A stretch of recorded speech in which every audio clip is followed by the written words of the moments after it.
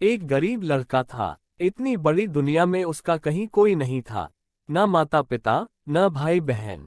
पर वह लड़का बड़ा परिश्रमी था।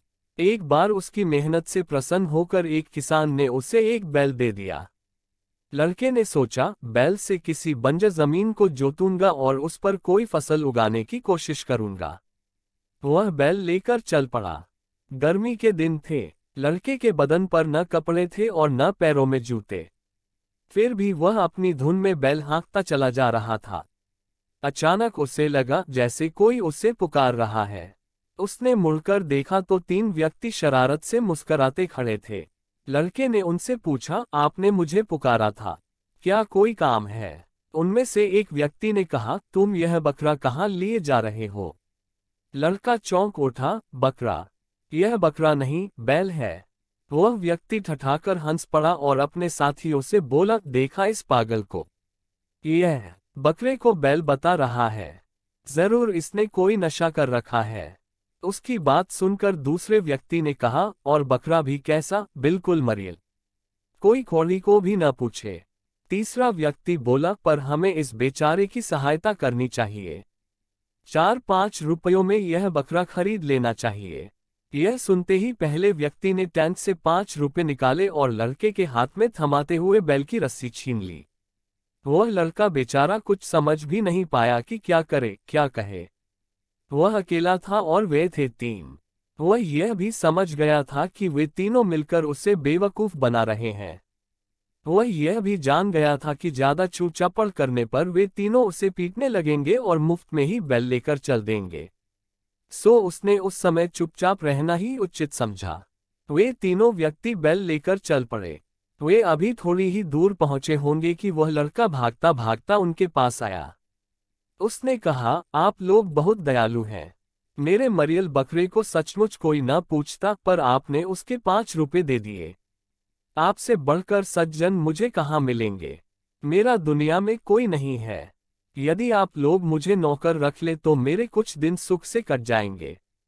तीनों व्यक्तियों ने सोचा, यहाँ तो मुफ्त में ही नौकर मिल रहा है। उन्होंने उसे अपने साथ ले लिया। लड़का बड़ा मेहनती था। कुछ ही दिनों में उसने तीनों का विश्वास जीत लिया। वह उनके सारे काम करता, घर खर्च और पैसों का भी पाए पाए हिसाब रखता। तीनों उससे बड़े खुश थे। एक दिन वह लड़का एक विचित्र सी टोपी लगाए घर लौटा। उसकी 3 नोकों वाली टोपी देखकर तीनों व्यक्ति हंस पड़े। वे बोले, यह जोकरों की टोपी कहाँ से ले आया है? पर लड़का गंभीर बना रहा। उसने कहा, यह टोपी जोकरों की नहीं है। यह एक करामाती ताज है। इसे पहनकर बाजार में हर चीज मुफ्त ली जा सकती है। इसी के कारण तो मैं आपसे अपने खर्च के लिए कुछ लेता नहीं। तीनों व्यक्तियों को उसकी बात पर विश्वास नहीं हुआ है। यह देखकर लड़के ने कहा, आपको मेरी बात पर विश्वास नहीं हो रहा है। कल बाजार में चलिएगा और इस ताज की करामात स्वयं देखिएगा। तीनों व्यक्तियों ने हामी भर दी और अपने काम धंधे पर निकल गए। उधर वह लड़का वही टोपी पहनकर बाजार चला गया। उसने 3 बड़ी दुकानें चुनी।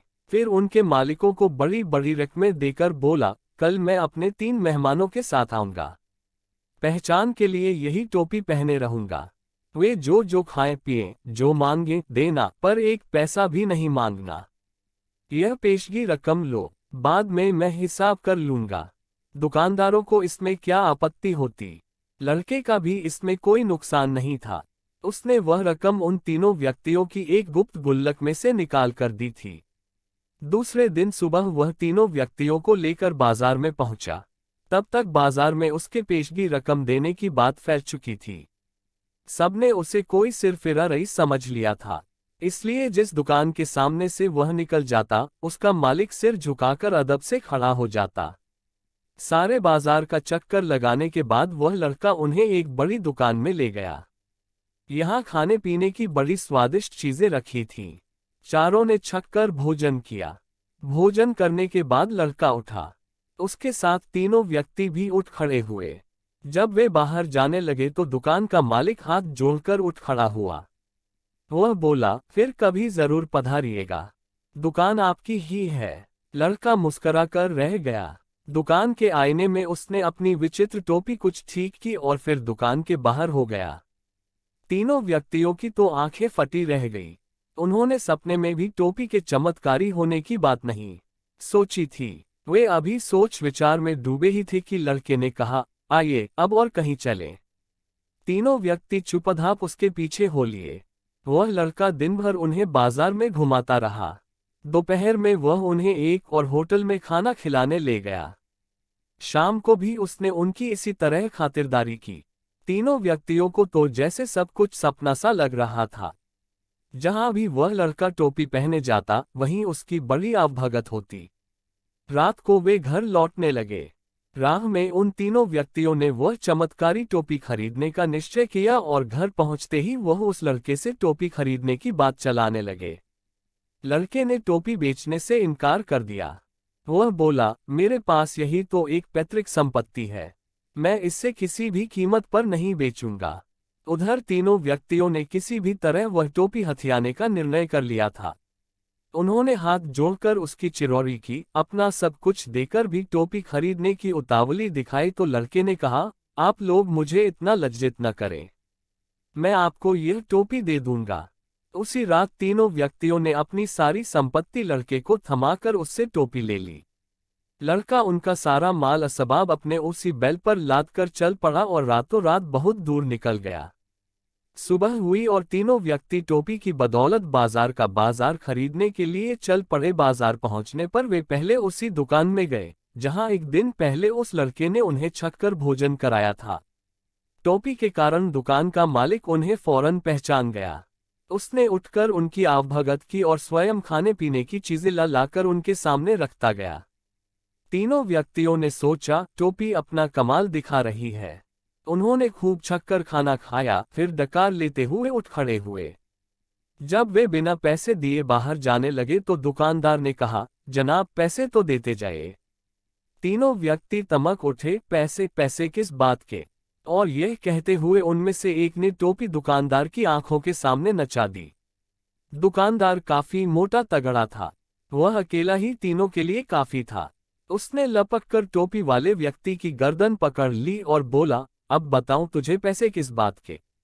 तीनों व्यक्ति बड़े से कपकाए। उनमें से एक ने जल्दी जल्दी पैसे देकर अपना पिन छुड़ाया और दुकान से बाहर हो गए। बाहर आकर वे आपस में झगड़ने लगे। टोपी पर उन्हें अभी भी विश्वास था। दो व्यक्तियों ने अपने तीसरे साथी से कहा, तुमने टोपी हाथ में ले रखी थी, इसी कारण उसका असर नहीं हुआ, तुम इसे सिर पर पहनो। तीसरे व्यक्ति को इस बात में सच्चाई लगी। उसने टोपी सिर पर रख ली। उसे बड़ी शर्म मालूम पड़ रही थी, पर क्या करता। अब वे तीनों फिर एक दुकान में गए। वहां भी उन्होंने मनचाही चीजें खरीदी। जब वे उनकी गठरी बांधकर चलने लगे तो दुकानदार ने उनसे चीजों के दाम मांगे। तीनों व्यक्तियों को कुछ सूझ न पड़ा। घबराहट में टोपी पहना व्यक्ति दुकानदार के सामने आकर अपना सिर हिलाने लगा ताकि दुकानदार टोपी से प्रभावित हो जाए, पर इसका उल्टा असर हुआ। दुकानदार ने उसे जो थप्पड़ मारा तो टोपी उड़कर भट्टी में जा गिरी और क्षणभर में जलकर राख हो गई। टोपी को इस तरह भस्म होते देखकर तीनों व्यक्ति चीख चीख कर विलाप करने लगे। अब तो उस दुकान के सामने भीड़ इकट्ठी हो गई। जब तीनों व्यक्तियों ने रोते रोते करामाती टोपी के गुण बतलाए तो लोगों का हंसते हंसते बुरा हाल हो गया। दुकानदारों ने उन्हें असली बात बतलाई। अब तो उन तीनों व्यक्तियों के होश फाख्ता हो गए। वे समझ गए कि उस लड़के ने उन्हें बेवकूफ बनाकर अपना बदला ले लिया है।